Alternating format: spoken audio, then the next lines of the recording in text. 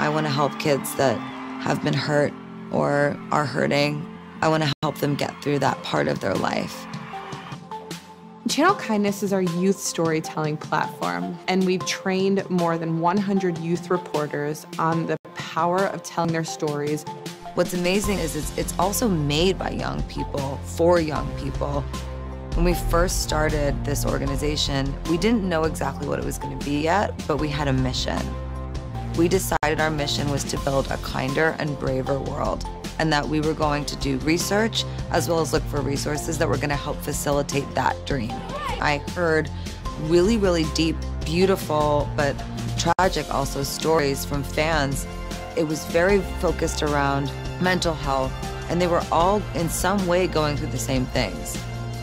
Channel kindness to me means assuming the humanity of other people. Using the kindness that you've built within yourself to start off with a smile, ask someone how their day is doing. We are stronger together than we are apart.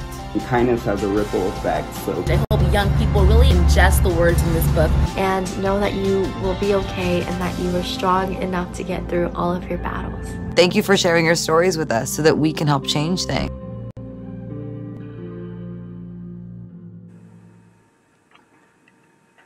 Hello. Oh my God. Welcome. We're here. I am Maya Smith. My pronouns are she, her, and hers, and I have the incredible honor of serving as the executive director of Born This Way Foundation. I could not be more excited to be here tonight, and I want to first start by saying a thank you to Well Friends for helping to bring these stories to life. We are so grateful for your partnership and support. Here at Born This Way Foundation, we are committed to supporting young people's mental health and working with them to build a kinder and a braver world.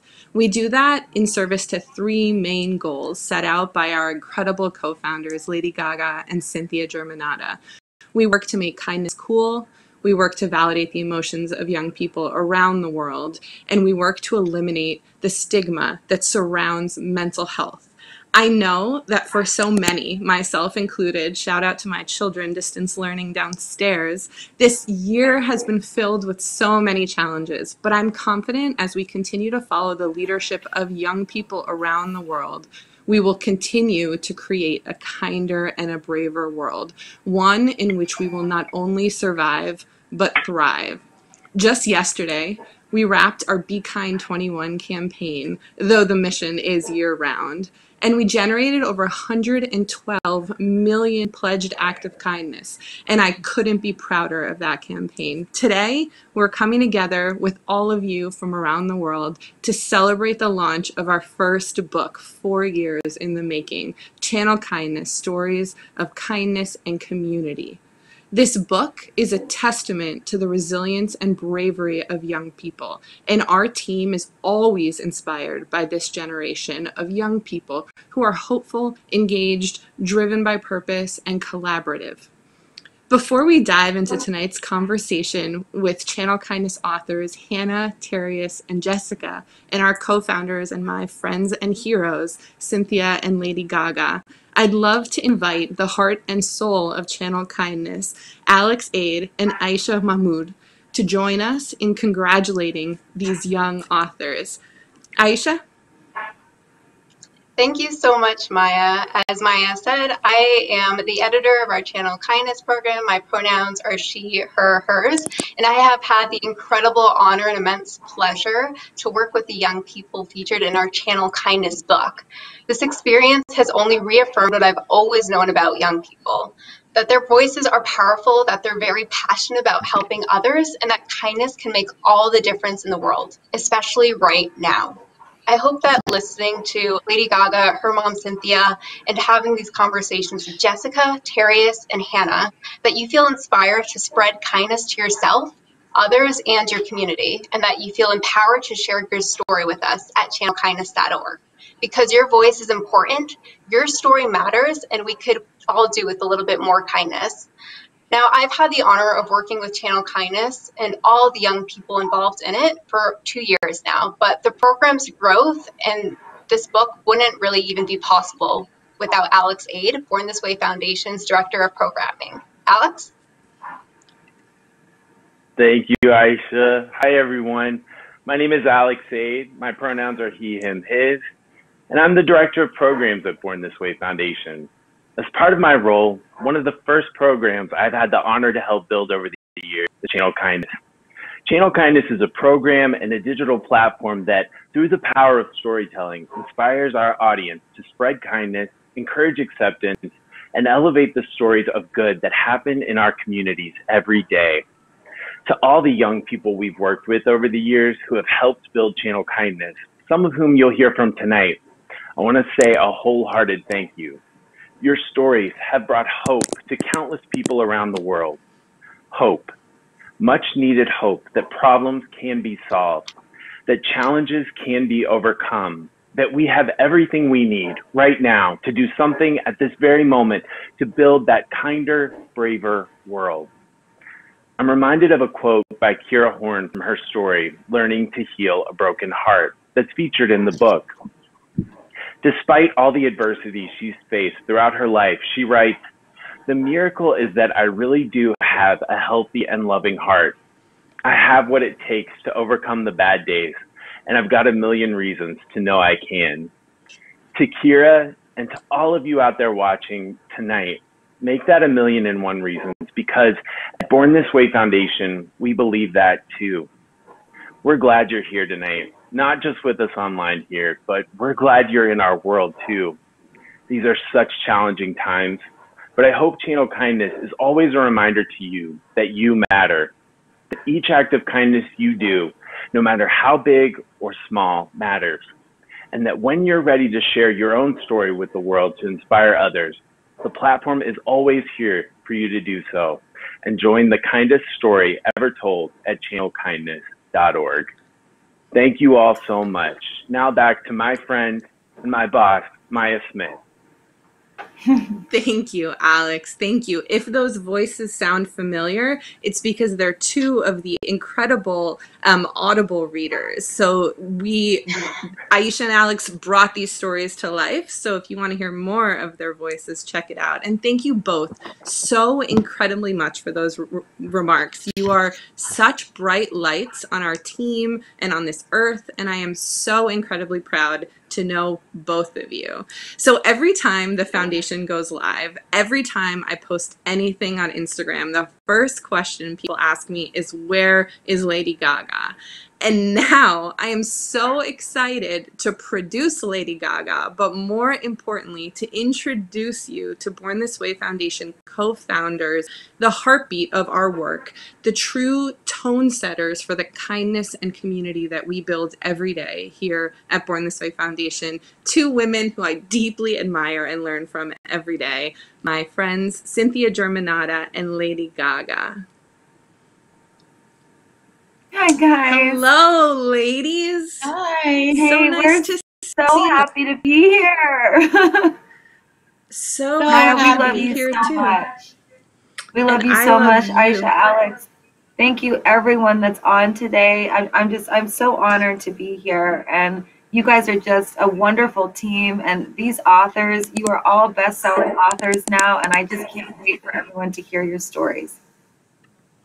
We are truly, no offense, saving the best for last, but we're going to talk to you for a minute and then introduce you to these incredible authors. So I just have a couple of questions for both of you. So LG, I want to start with you first and ask you, each story in Channel Kindness is a reflection of the community of change makers that the foundation works with every day, including your own. What was the experience like for you of curating and collecting stories for Channel Kindness? You know, honestly, Maya, I really think that it was my relationship with Emma, who is one of our authors. It was my relationship with her that really inspired what Channel Kindness is all about, which is a place for people to share their stories. And our team at Born This Way Foundation has built beautiful connections with people from all over the country and all over the world to cultivate these beautiful, colorful, courageous stories that are so brave in their ability to be kind in the way we share ourselves. And I can't say it because it couldn't be more a joyful experience for me. And while these stories are in many ways heartbreaking, they're really very hopeful. And I hope that we all can role model for each other today, a day filled with kindness, a day where we're all channeling our goodness and sending that to each other. Absolutely. Thank you so much for sharing. Cynthia, you recently talked about being on a mom high after getting to reunite with both of your daughters. Parent to parent, as you see my artwork behind me, what was it like to shepherd this project with your daughter? Thank you, Maya. Yes, I was recently reunited with my daughters, and I'm going to be floating on a cloud for a while now. I think that any time as parents or adults that we can connect with our children and young people in general, it's important and it's an opportunity to learn. My daughter and I have always believed in lifting up the voice of young people from the very beginning of the foundation. And I believe that through that process, we have learned the power of storytelling.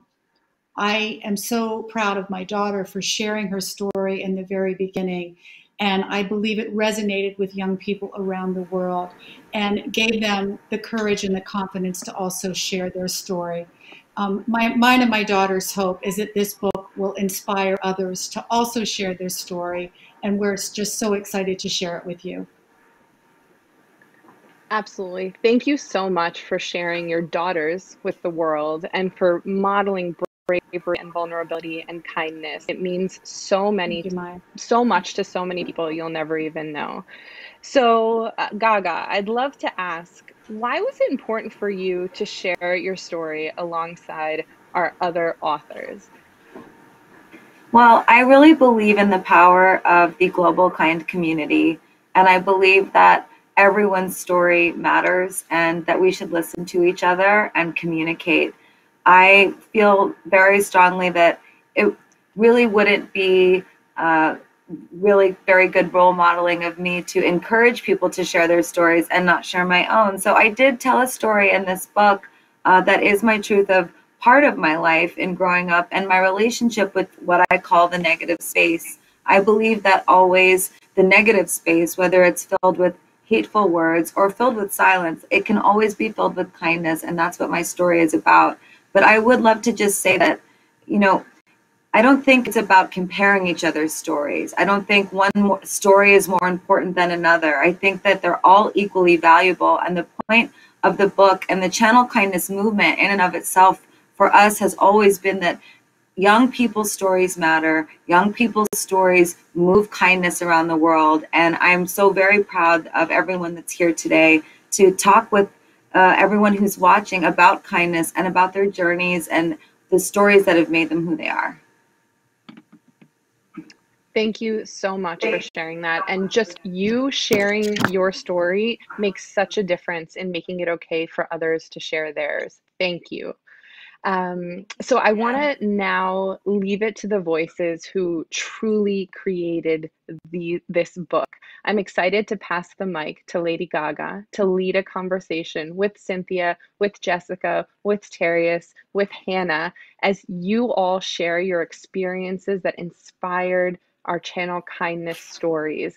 If you'll allow me to, I'll hang out just because I can't get enough of these young people, but I do want to turn it over to you, LG, and just invite you to ask them many questions you have for these incredible young people.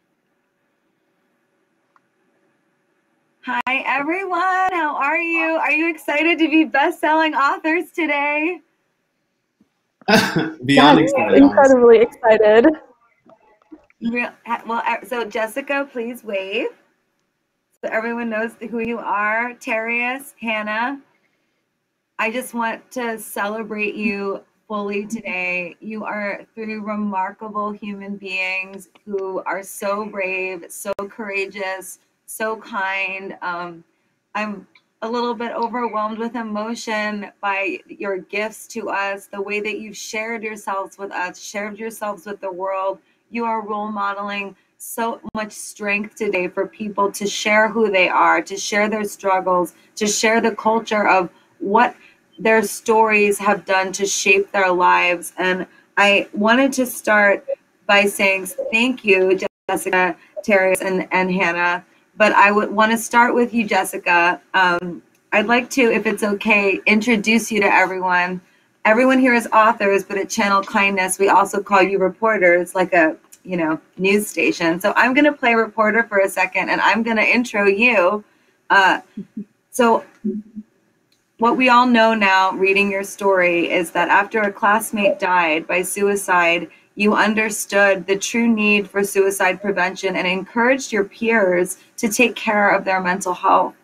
So you decided to start a yoga nonprofit with your sister. I'm very close with my sister, so I think that this is wonderful. Yoga for Youths, where before the pandemic, you held classes in schools and community centers to teach kids, to teach adults, families, free yoga and meditation skills.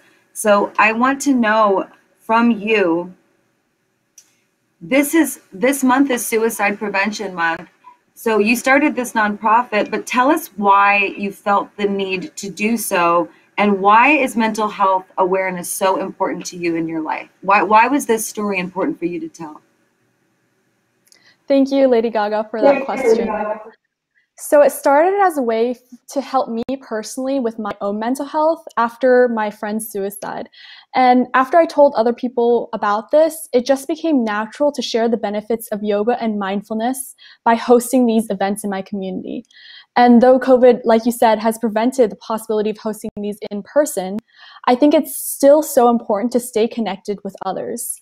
And this dialogue about our mental health is so important, and I'm glad it's gaining more traction in mainstream culture, and that we are, as a society, working towards a more hopeful future and actively trying to end the stigma around mental health. What ways are you now practicing your meditation and your yoga skills to keep yourself centered at home? Exactly, yes, every day. Some deep breaths and some pranayama goes a long way. Do you want to teach anyone some pranayama breathing right now? Yeah, so you can take a deep breath in, and then this is what we do to exhale the negative energy out. You take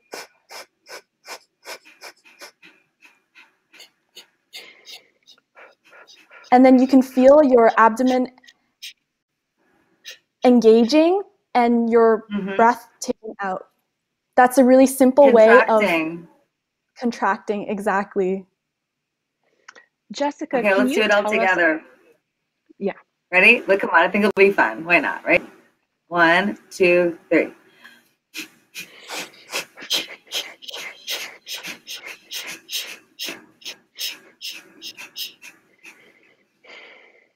Thank you so much, Jessica. Maya? Jessica, I would love to know, I mean, I too, like so many other people in the world, far too many people in the world have been touched by suicide. And I'd love to know what it was about you, the environment, the support you got that allowed you to think immediately about how to support others, right? What we see from young people today, especially at the foundation, is that young people are solving problems and healing not only themselves, but finding ways to heal the world. So how did you find that strength to not only take care of yourself and all of the grief and trauma that you are going through, but also of so many people through the amazing work that you do and your ability to share your story? I actually had no idea that I wanted to start a yoga nonprofit in the first place. It started as a way for me and my sister to bond through yoga.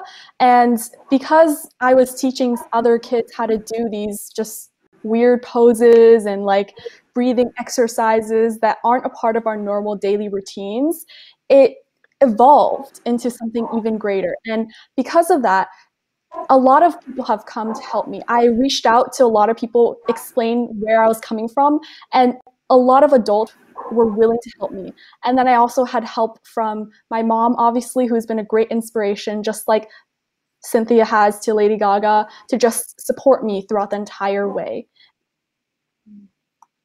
Jessica, do you find that having a daily practice or a daily skill helps you with your mental health?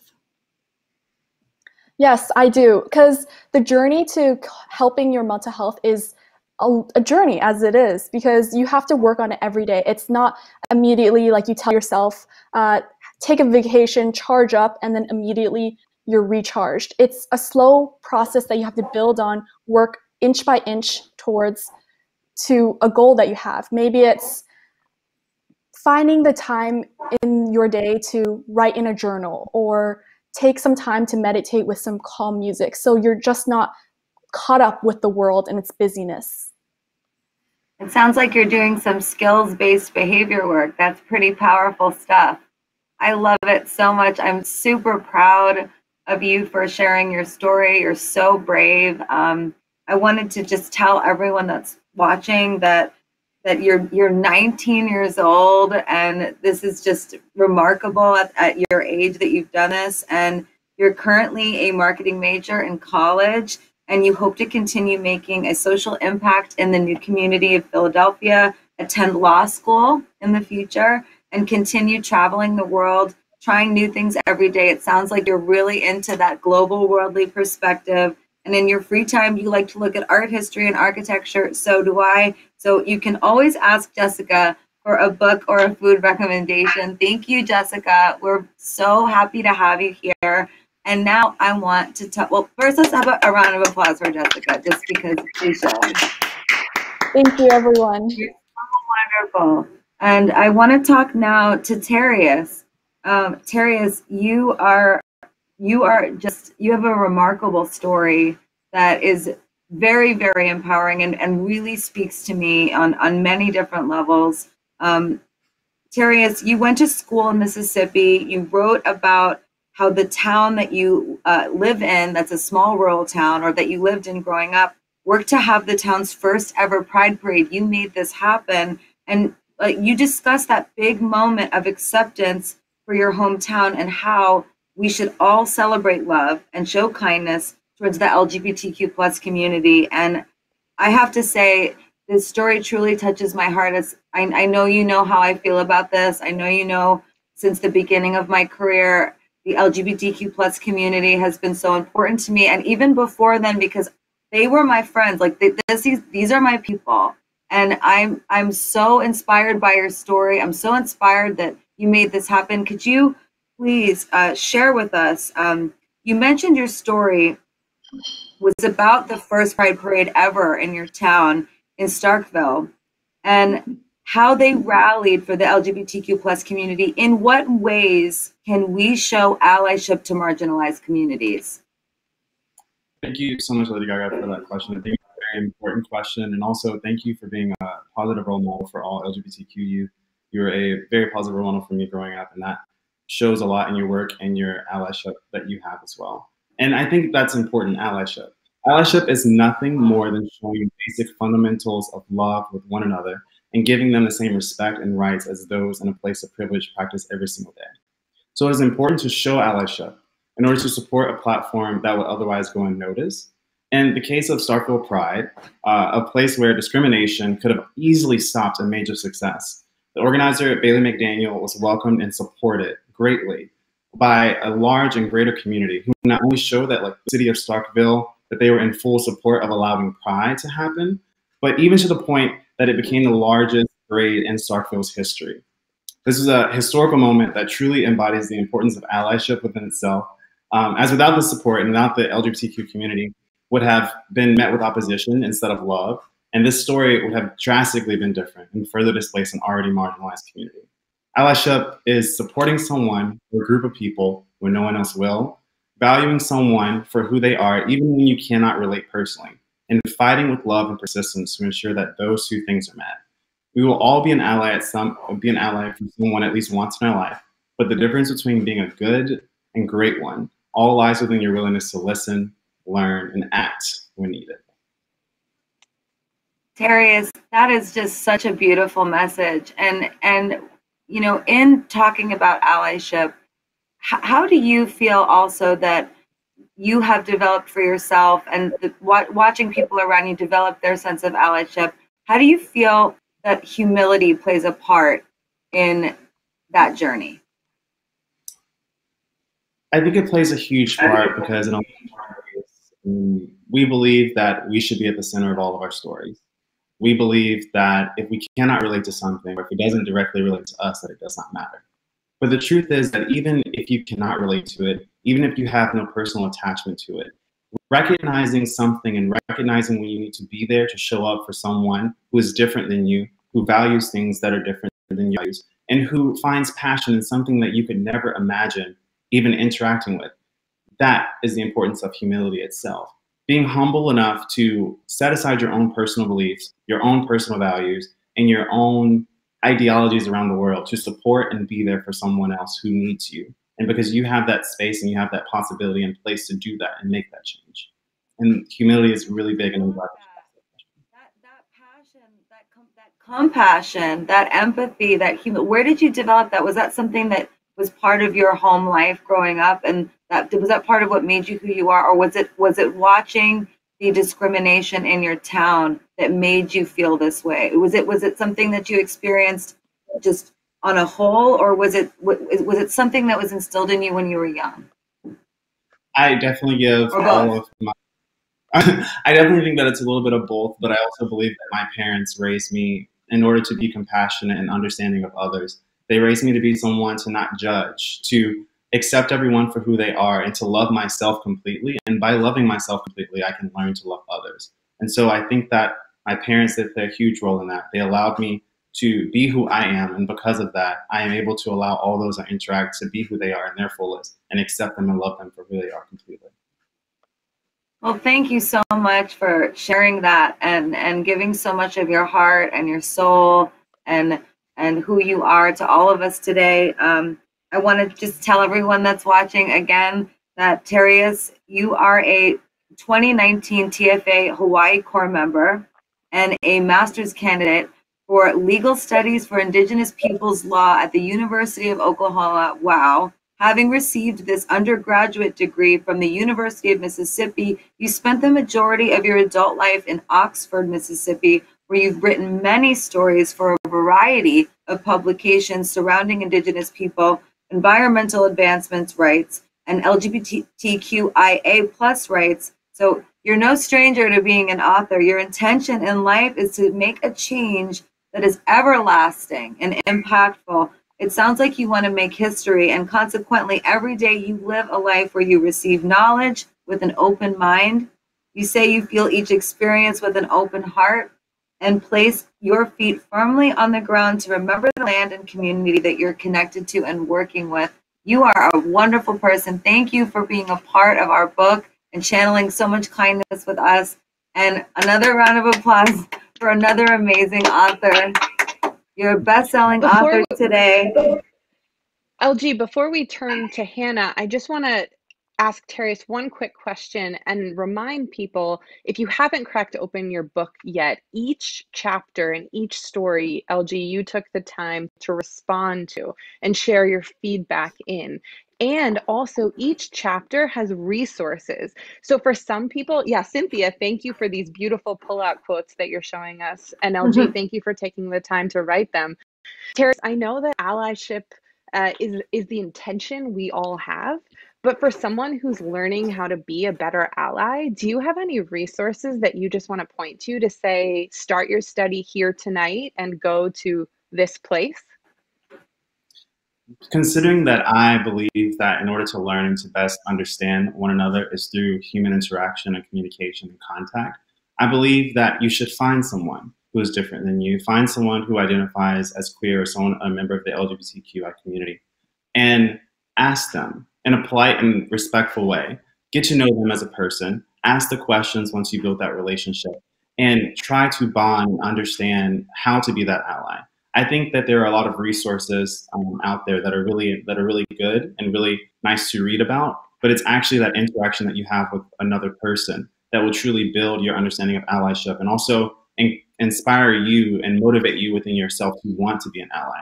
Because it's really easy to be an ally when you have a face of someone that you know or love when you're fighting for a cause, because you know that that's the person that you are fighting for and that's the person you want to make the change for. And subsequently, it makes a change for so many more. And that's the beautiful part about allyship. It is beautiful.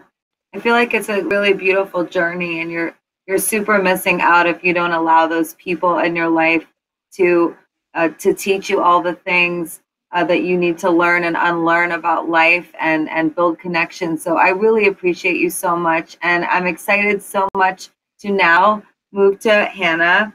Hannah, we're so excited to have you here today. And I want to tell everyone a little bit about your story. She's on page 170 also, by the way, as well as pages 16 plus 32. And Hannah has 3 stories in this book.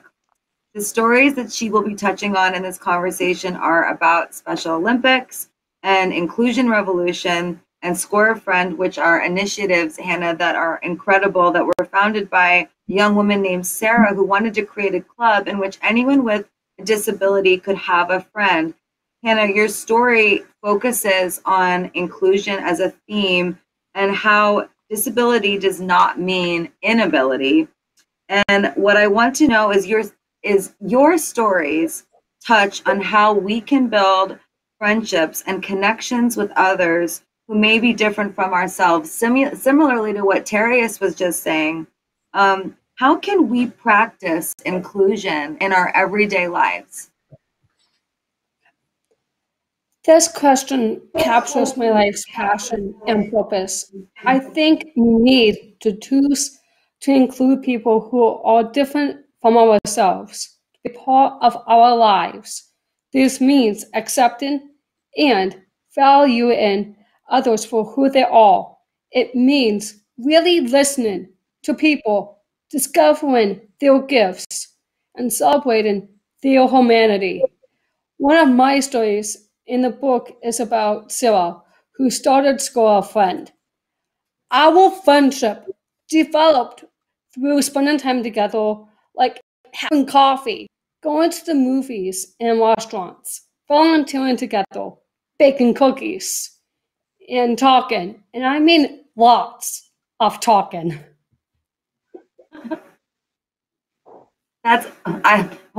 I think building those beautiful friendships, I think that that's the stuff that makes us who we are. It's that these stories shape our lives. We appreciate your story so much, Hannah. And I want to share so much more about who you are with everyone and tell them that you are one of 10 chosen from around the world to serve as a Sergeant Shriver International Global Messenger representing Special Olympic athletes as you live out this prestigious 4-year commitment through your writing and public speaking. You've become one of the most courageous voices changing the definition of what is possible in a world that treats individuals with cognitive disabilities with kindness and respect. You received a Heartland Broadcast Emmy in 2017 for your work on Denver 7 television, so you were already a reporter before. And that television segment was called More Alike Than Different, and I really love that name. Also, Hannah constantly is drawing inspiration from her training as a Channel Kindness reporter, and we appreciate that. And by reporter, we mean author. As a Special Olympics athlete, Hannah competes in cycling and skiing, and through her business called Wholeheartedly, she's inspiring joy, acceptance, and empowerment, and you certainly have today. Thank you so much. And Hannah, I just want to know one thing, like one memory with your friend Sarah that sticks out for you the most. Well, she was a high school friend of mine. And when I first met her, it was a dream come true. I didn't know when I was growing up that I'll meet her. And she has a twin brother, actually, who has autism spectrum disorder. And I thought to myself, is that how can I connect with this person? Would you like me? Because I have an intellectual disability myself. Wasn't sure. So I thought that we got talking and we decided that we both did the yak together along with her twin brother, Jacob, who is her twin brother. And then, which is pretty cool, they finally accepted me for who I was. And story short is that we were on the yak committee for the Special Olympics of Colorado, and that we just connected through swimming. That was the sport that we did. She was a diver, I was on the junior varsity swim team, and it was just a lot of fun. And with her, life was simple. With her, everything was honest. And that's what friendships is all about: is honesty, truth, and wisdom. And I feel that every day for the rest of my entire life. Hannah, that's so cool. Thanks. Sorry. Hannah, you said something very powerful in your story, that Sarah was able to take the anger that she felt about things that happened to her brother and turn it into this wonderful passion. Can you talk about how that can be life-changing, not only for Sarah, but for those around her? Well, it kind of really developed with Sarah, and how she wanted to do something positive. And knowing Sarah, who is my best friend, she has a tremendous kind heart, and I'm thrilled and honored that she's one of my best friends. She views life to be the biggest passion, and she has the biggest drive that I ever known. And I'm very thankful that I wrote about her, and that she's just a transcend of a young idealist person, which that helped her brother grow for who he is. Because, well, they realize that there are many things in life that you just can't see every day. And I just hope that a lot of people can see that and realize that all people matter, including me, including Cynthia, including Lady Gaga, and I mean that wholeheartedly. Thank you so much, Hannah. We appreciate you. We love you. We appreciate your story. And I wanted to ask one more question of everyone that is on today. You know, you guys are authors. You're storytellers, but they're your true stories. I really want to applaud your, well, sorry, round of applause for Hannah. We forgot. Let's go. I was so interested in what you were saying that I couldn't wait to say what I'm about to say, which is that you're so raw and authentic and real, and that raw authenticity that comes through you is exactly what changes the world, and it's what inspires me to do what I do. I feel the same way about Terius. I feel the same way about Jessica.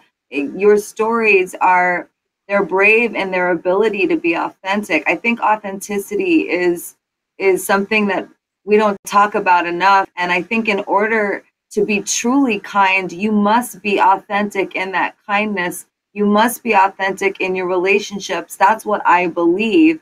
And I want to ask one more question of all of you before we keep going. And that is, I'll start with Terius, and then Hannah, and then Jessica, if that's okay.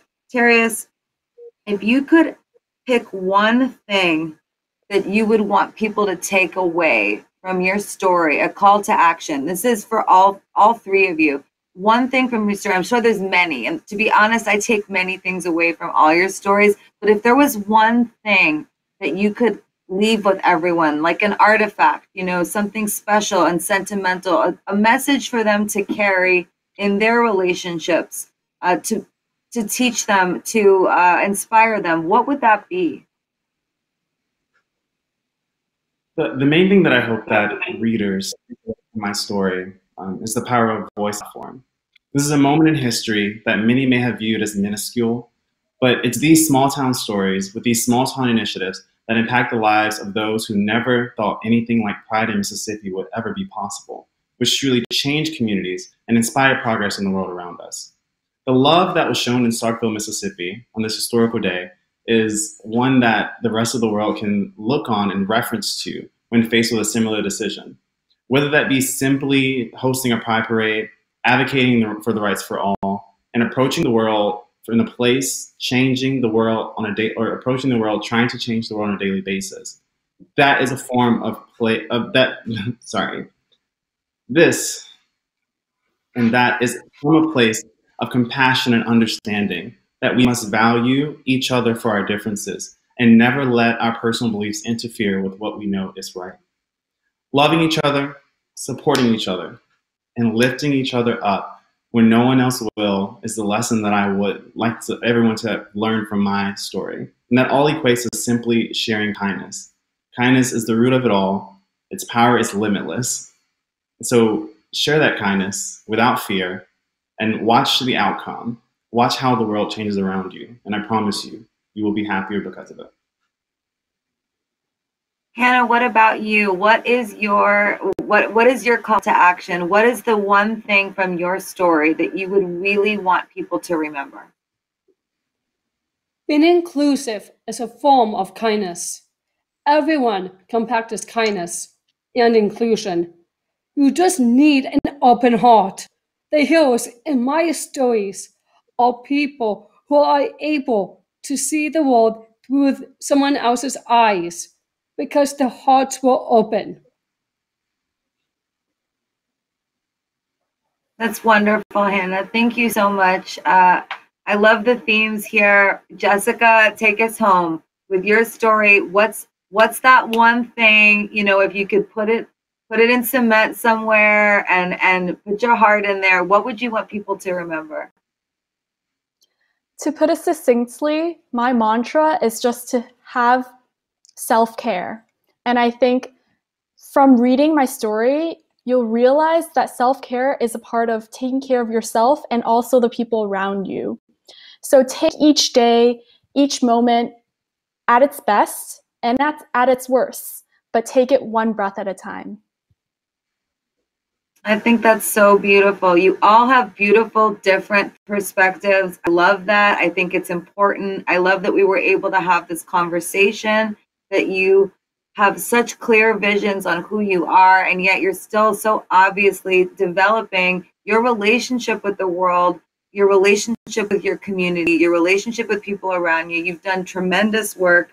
I am so excited. And how are we doing, Maya? I mean, we're online. I'm sure we're getting a ton of questions, and I'd love to hear some of those questions. What's going on the internet? I want to know, because we have 3 superstars on here with us, and I'm very excited. Well, as per usual, you're breaking the internet, as you do, and truly with kindness. With kindness, the best reason to break the internet. Thank you to everybody who submitted questions. Before I start Q&A, Cynthia, I just wanted to see if you had anything you wanted to add as we wrap up this conversation and turn to the incredible questions we've been getting. Not only do I want to thank these authors, but I want to let our audience know that you are only hearing 3 of 51 incredible stories in this book. So we're very excited for you to read it, and we're also hoping that we will inspire others to share their stories in the future. Take it away, Maya. Thank you, Cynthia. That's exactly right. And so as we do for all of our foundation events, we want this to be an interactive event. We've collected some questions from the audience, and we're excited to answer a few here. If we don't get to your question, please connect with us on social media at Channel Kindness or at BTW Foundation. We want this conversation to keep going. Kindness is urgent. It's important, not just now, but always. So thank you to the authors. And I'll start first, Terry. So we have a question for you from Nicole. She shares that she's a first grade teacher. What is your best advice for teaching kids self-empowerment and how to stand up to bullies? Oh, that's such a powerful question. I'm also a teacher, so I think that's really awesome that Nicole's a teacher. The best way to do that and to stand up to bullies and to be yourself truly is to remind yourself that you are loved. Remind yourself that no matter what others say, no matter how others make you feel, that you are who you are for a reason. Each and every last person on this earth is made uniquely different for a reason. Cherish that, value that. Understand that that is where your power comes from, within your uniqueness, within your differences.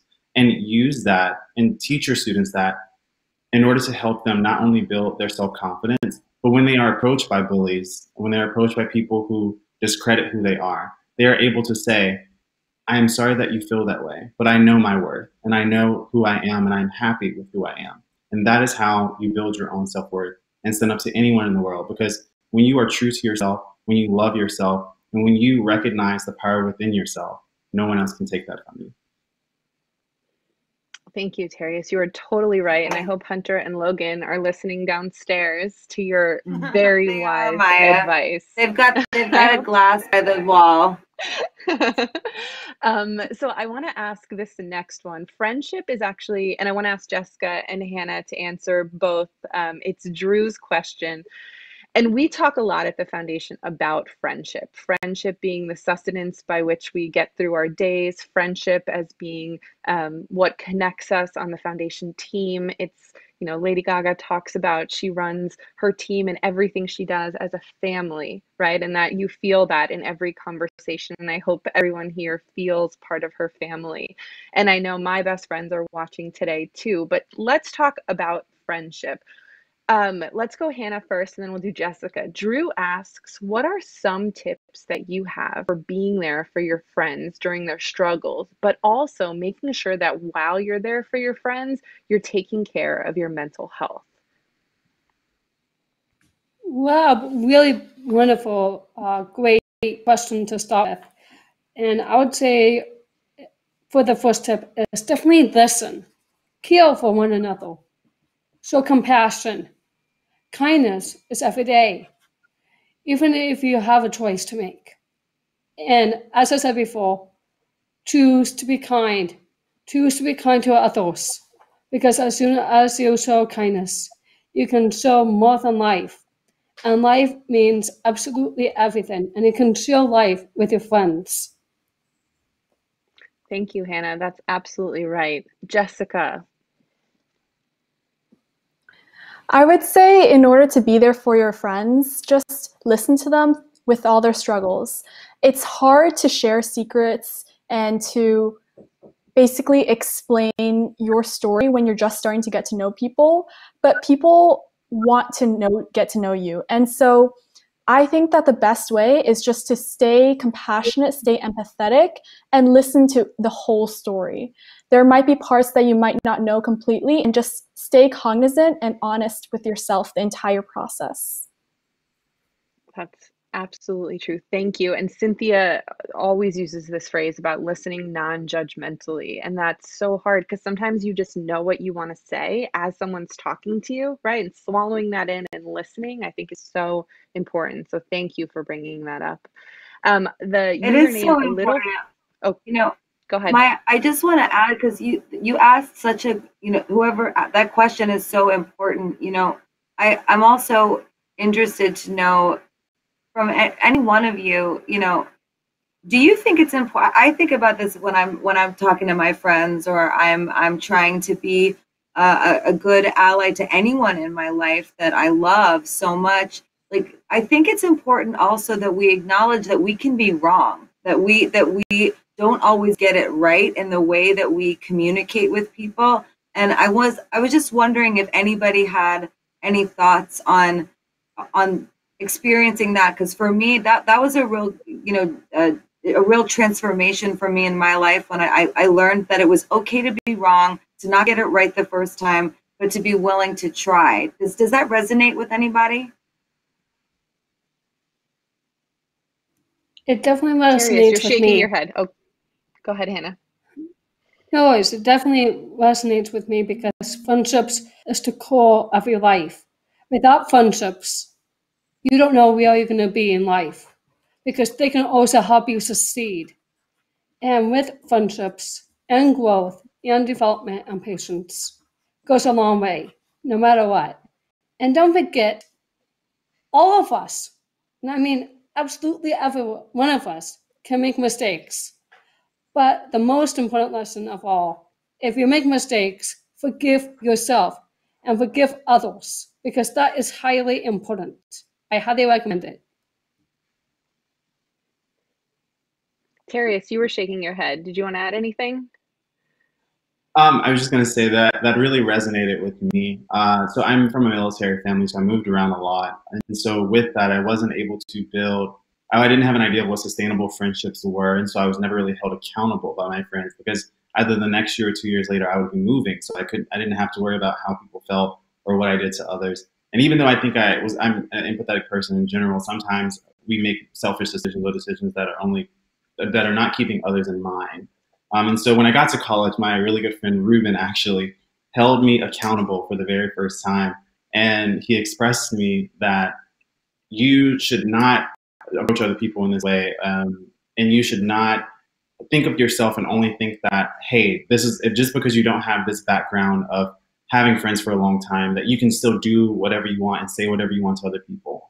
Ruben really pushed me to understand friendship, the value of friendship, and more so importantly, to understand the value of accountability. And now because of that, me and Ruben have a very open and honest relationship where we can hold each other accountable. And because of that, I am able to grow within myself and understand when I'm wrong, not only in friendships, but in life in general, and take that understanding and do reflection and then grow from that. And so I think it's really important to be able to understand mistakes. That accountability is real, right? Like if you don't hold each other accountable, I don't know if it's a real friendship. And I think that it can be really super productive to be able to move past that point where you, like for me, like when I've made a mistake and someone's been like, hey, you did this thing that really hurt me. And I've gone, whoa, I didn't even notice that. I didn't even realize I did that. And then saying I'm sorry, validating how I feel, and then listening and learning. And to me, this is so important. And I, like Jessica, I don't know if you have anything to say about this as well. I just think it's a really important point. Yeah, and along the same lines, I think that we all think we're getting more connected because of social media. It helps us like keep in touch with people that we don't know, or that we haven't talked to in a long time. But given that screen in between us, it's really easy for miscommunication to happen and for us to be tricked into a falsified sense of security with our friends, with our connections, just because we're friends or we look at their posts, things like that. And that's not really the case. You really have to devote time and energy into your friendships. You do. Absolutely. I love that we're normalizing apologies and failures because, Hannah, you're absolutely right. We all make mistakes. I've become famous around the Smith household for writing apology letters to my 7-year-old when I snap at him or forget to have my coffee. So it's so important. It's so, so important. Cynthia, I want to ask you a question from Raina. Raina shares, I'm finding a new path in my career through kindness to be a teacher. I'm also a photographer, which keeps me creative, but I want to share kindness through my jobs. How can I become a channel kindness reporter on channelkindness.org? Well, that is very exciting, Raina. Thank you for your interest. I'd love to connect you with Aisha. We also have Channel Kindness 101, which is an introduction to becoming an author and to being part of the platform. And we welcome you, and we'll just make that connection for you. Awesome. Thank you, Cynthia. And nobody has anywhere to go, right? Because we have a lot of incredible questions coming in, all of which I think I want to hear your answers to. So I'm going to ask Cynthia this, and then LG, I would love for you to answer it too.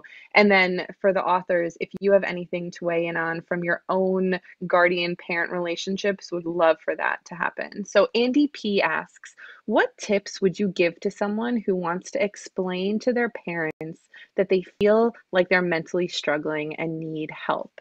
How would you open a conversation about mental health? And before, Cynthia, I let you answer, I just want to flag, I know we're talking about channel kindness, but at the foundation and in the world, kindness and mental health are inextricably linked. We're living in a time in our world where far too many people are struggling.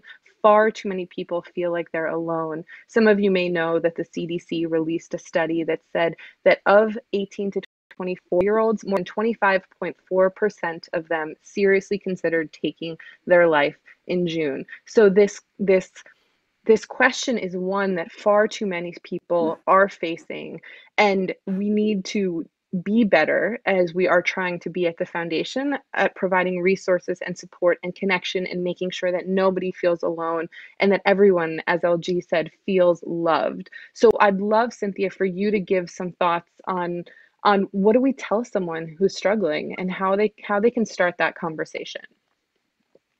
It's a great question. And is still a lot of stigma around mental health and around having those difficult conversations.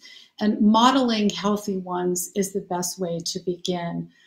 We conduct a lot of research at Born This Way Foundation, and we know from our research that some of the reasons that young people don't talk about it, especially to their parents, they don't talk about their mental health, is A, their parents also don't share their own struggles.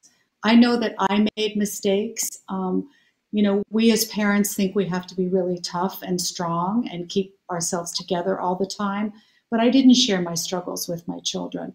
And I think that precludes a lot of young people from sharing with their parents. Our research also has showed us that a lot of young people feel judged when they're talking to adults. So I've learned from my daughter, both of my daughters, that listening, but also understanding and validating their emotions without judgment is very, very important. So I think, to answer the question, I think sitting down and starting to model a healthy conversation, listening, understanding without judgment, and just acknowledging that you also have had your own struggles is a good beginning. And Gaga, I want to give you some space to say anything you'd like to add.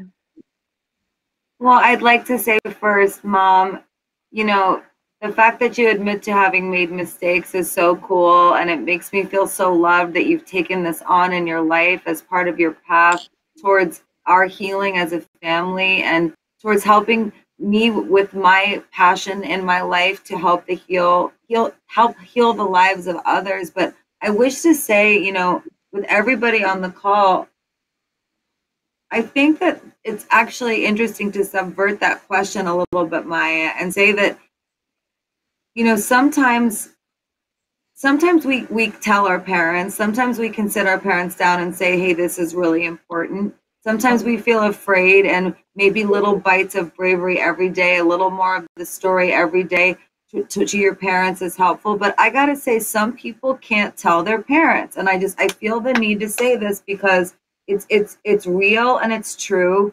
And some people don't have parents that can hear what you're saying. They don't have parents that are willing to listen. Some people don't have parents at all. So I encourage young people to build families in their local community, and I encourage them to celebrate their stories by sharing it with each other and creating a community, creating a culture around you where you can say, hey, this is what I'm going through. What have you been through? And that parent, that role model, that's why I talked about role modeling in the beginning, is that role modeling can actually happen between us. I don't believe that it's only our parents that role model for us. I believe it's also our friends. It could be somebody that's younger than you in your life that says, hey, I see you and I'm learning from you, and or you can learn from me, and this is what I believe. What do you believe? What have you been through? This is what I've been through. So just to set the stage for reality a little bit in that question, because while I think,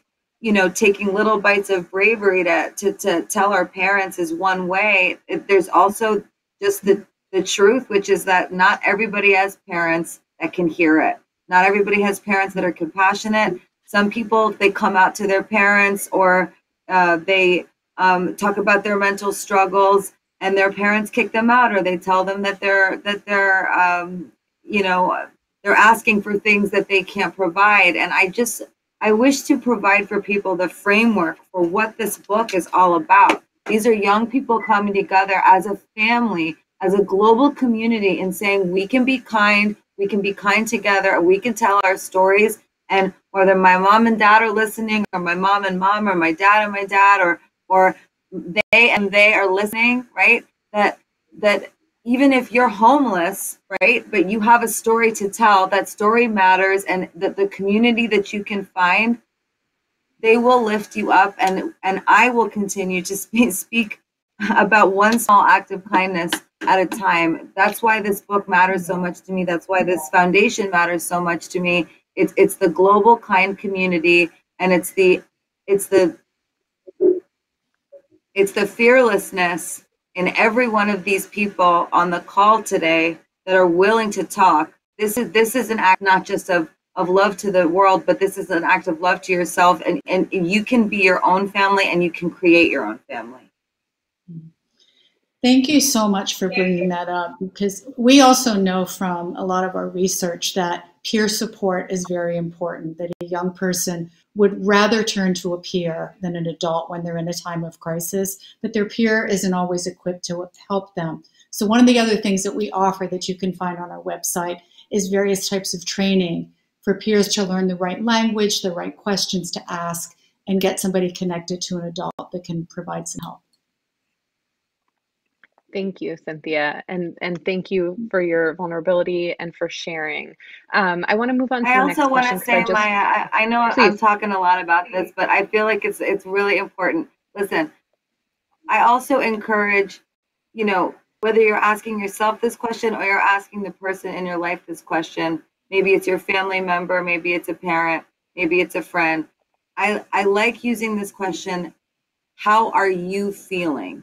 And socializing this idea that you're saying, how are you feeling?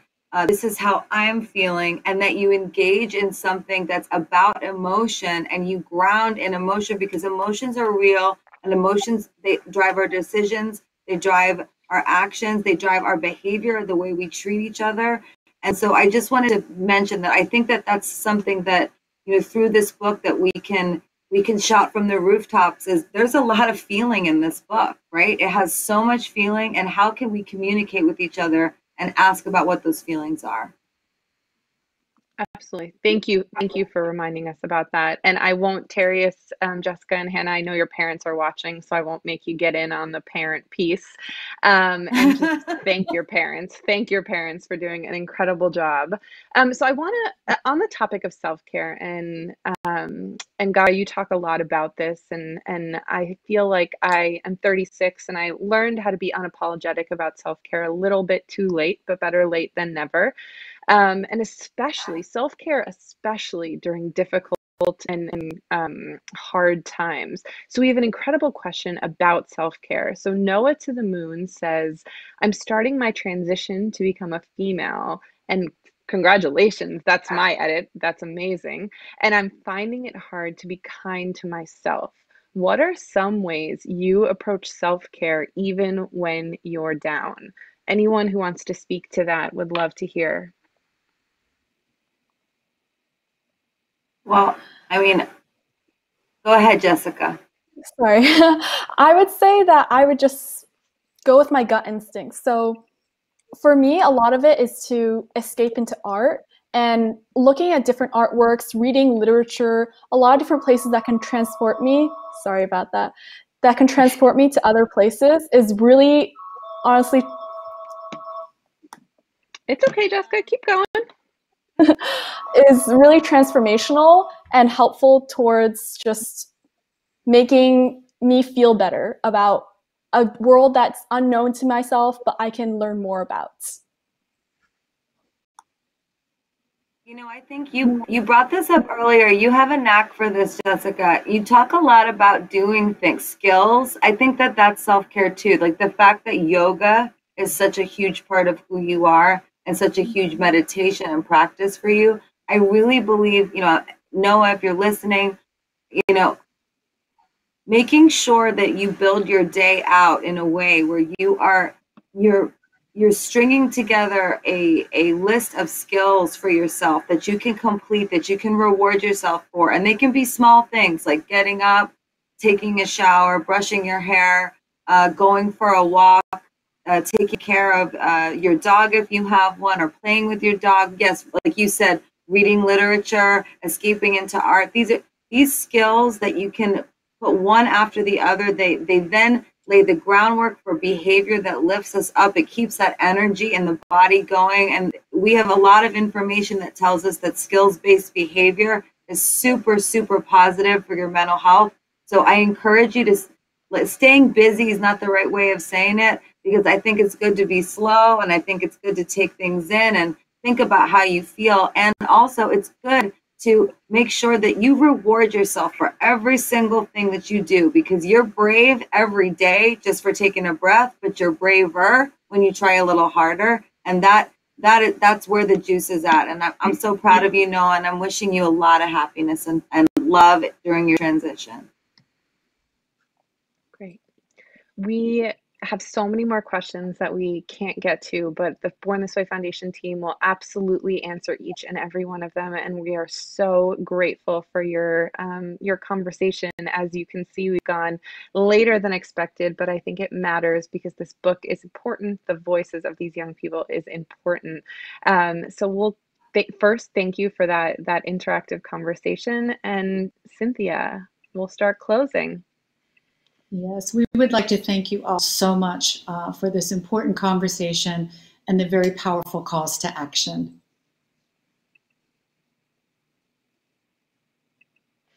You know, before we wrap up this evening, I'd like to say thank you to Hannah, to Terius, and to Jessica, and the rest of our youth authors for bravely sharing their stories. And I want you to know that we celebrate you.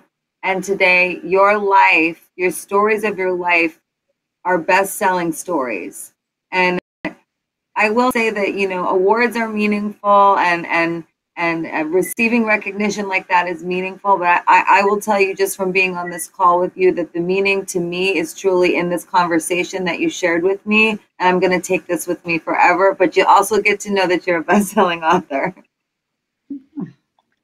This book, y'all, it affirms what we already know to be true, something that you prove out every day. Young people and their stories and their kindness are changing the world. And I am so proud of each of you, first and foremost, the authors with us tonight, but everyone watching at home. And to our audience and readers, thank you all so much for being here with us this evening to celebrate these young people and the transformative power of kindness through storytelling. Being vulnerable is super difficult, and sharing your personal stories can be very difficult because you share that piece of yourself with others, and it takes so much bravery. And each time we do it, though, we give permission for someone else to do the same. So thank you for doing that and giving other people that inspiration that they can do it too. And when you start that chain reaction, that gets us one step closer to making kindness cool, to validating the emotions of young people around the world, to eliminating the stigma around mental health, and to building that kinder and braver world. And while we face so many challenges in the world, I hope this book will remind you that we can create a better tomorrow. I hope you feel empowered to share your own story and inspired to create lasting change, one act of kindness at a time. I want to include our authors in the final word and invite Jessica, Terius, and Hannah to share with us how are you've answered this in some ways, but there's been a variety of answers. Maybe you could pick one thing. How are you finding joy right now and taking care of yourself during such turbulent times, emotional times, important times, historical times?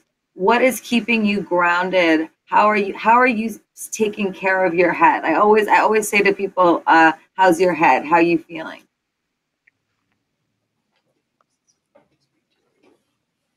Why don't we start with you, Jessica? So to take care of myself, I think that I have just created a routine where I remind myself that each day is a new, fresh start. And I like to look for new avenues to discover new things, take new adventures on, and honestly wash my hands every day and go outside with a mask. So Yes. It's been a journey. We're all learning and we're in it together. And I think that's what's important. The faster and harder we work as a community together to get through this episode, the sooner we'll be over it. Hannah? Thank you. Yes. So I have a sign in my bedroom that is still to my heart. It says, "Being myself is enough." I read it every morning. I recommend you to tell yourself a kind thought each day. It's important. It's very crucial that you be kind to yourself and be kind to the parents that you have, if you have parents, and to your family. And one of my biggest families is God. God is the creator of all things. He created every single one of us to be kind, sincere, honest, and just explore the joy for what it's worth, because it means the world and the universe. So hopefully you can take this message and take it into your stories and in your own heart and in your own minds. So please follow the mental health guidance, and you got this, everybody. And Terrius, how about you? For me, something that I have gained a new skill in or come in contact with recently during COVID-19 is the power of manifestation. Manifesting the vibes and the goodness and the kindness around you. It's so powerful. Recognizing that you are in control of your life and that you can make the changes that you want to see. Putting that positive energy, putting that kindness into the universe ensures that it will return to you. For me, I am able to do that through my poetry, through my poetry and my mindset. I write a lot of poetry that helps me understand where I am, who I am, and the place and space in which I live within. And for me, that's really important because it's that moment of reflection that then helps me understand what I'm feeling, why I'm feeling it, and then how can I live within, through, and all in the actual emotions and work through that. And so doing the same, finding something to help you be able to reflect and actually engage with your feelings and emotions that you're feeling, because every single one of your emotions are valid. They're valid because you're feeling them, not because someone told you, because you're feeling them.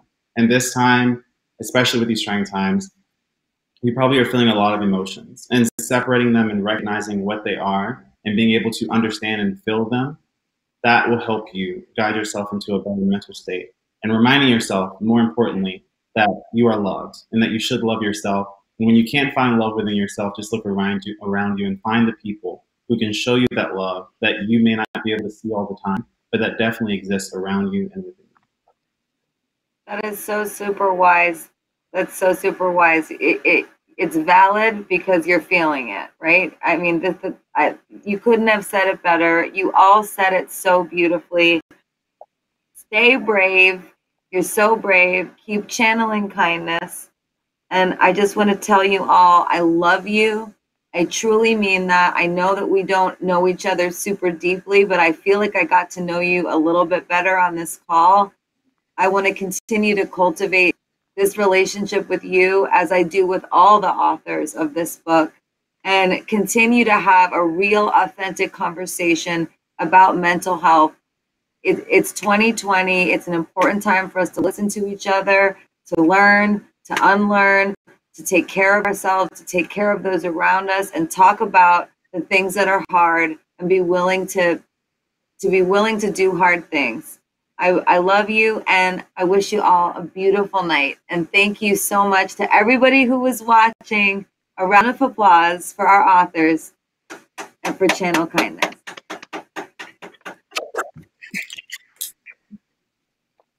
Thank you, Maya. Thank you, Mom. Thank you, everybody. I love you. Love you. Thank you. Good night. Thank you. Good night.